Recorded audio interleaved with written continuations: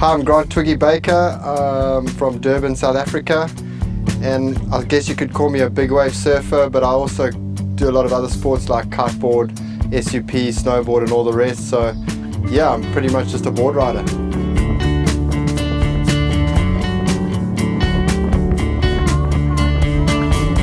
The reason I got into kiteboarding in the first place was I was a rep for Billabong working in KZN for a number of years, and I'd have to be at home every kind of August, September, October, November, where the waves would just be terrible in Durban, but the wind would just pump from each direction and we get waves and stuff, so it was kind of natural for me to get into that, to give me something to do while I was repping and couldn't surf, just to stay in shape and whatnot. And for a couple of years there, surfing took a back seat and I got really into my kiteboarding. I ended up coming second on the Kiteboard World Tour in 2004 for freestyle, and you know, it became a big thing for me. But yeah, in recent years I've kind of moved away from the freestyle side of it and just love to do it as a hobby in the wave riding aspect.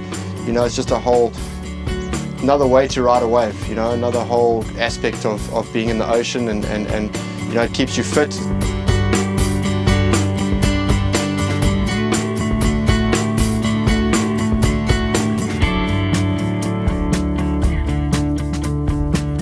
On the SUP side, that was a tough decision for me to get into it, because there's been a lot of kind of backlash towards SUPing from the surf community, and at first I wasn't too sure about the sport, but I mean, you know, that's the same as kiteboarding and tow surfing and all the rest of it. People are very kind of anti anything new in the surfing world, and you know, that hasn't really influenced my judgment before. I do things if I enjoy it and if I find them, you know, beneficial to what I'm doing, I'll take it up and do it. And SUP is one of those sports that, for me, has been a revelation. You know, I damaged my ACL knee ligament about 18 months ago, and I had to have reconstructive surgery, and basically the one day I went to the gym, I was in rehab, and the instructor told me, hey, you know, get on the balance ball and we're going to do some stuff on the balance ball. And as soon as I stood on the balance ball, I went, you know, well, this is stupid. I could be in the water standing on an SUP and it's exactly the same thing. So I went straight away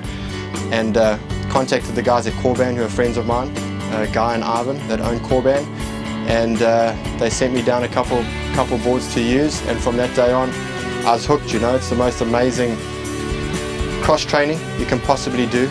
You know, every single muscle in your body is just working overtime as soon as you stand on that board. The crowning achievements of my career, from a personal point of view, are definitely becoming the South African Surfer of the Year and getting my Springbok colours. You know, South Africa is a very special place to me, and I'm fiercely patriotic, and I do think it's the best place in the world to live.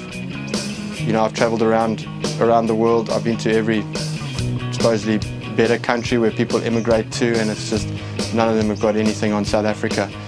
And so to get my Springbok colours and win South African Surfer of the Year was definitely a personal achievement that I'll always cherish.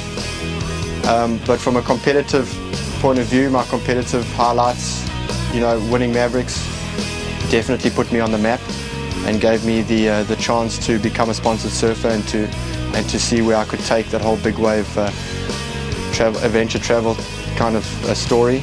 And yeah, from there, winning the Red Bull Big Wave Africa at Dungeons on my home turf, that was a special moment.